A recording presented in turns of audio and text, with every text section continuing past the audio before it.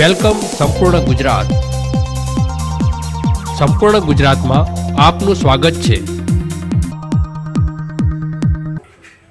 પાલનપુરની civil હોસ્પિટલમાં trauma centre આવેલું છે, જેનું ઉદ્ઘાટન મુખ્યપ્રધાન નરેન્દ્ર મોદીએ કર્યું હતું, જેની બાજુમાં અત્યારે એક અત્યાધુનિક ભવન બનાવવામાં આવી રહ્યું છે અને તેની લાગત રૂપિયા 10 કરોડની આસપાસની મનાય છે. પરંતુ આ ભવન જ અત્યારે વિવાદોમાં સપડાયું છે, કારણ કે આ ભવનમાં જે ટાઇલ્સો લગાવવામાં આવી રહી છે તે ટાઇલ્સની રાત્રિના સમયે કેટલાક અજાણ્યા શખ્સો ચોરી કરતા હોવાની ફરિયાદો ઉઠી છે. આ મામલે કોન્ટ્રાક્ટર સામે પણ શંકાની નજરે જોવામાં આવી રહ્યું છે.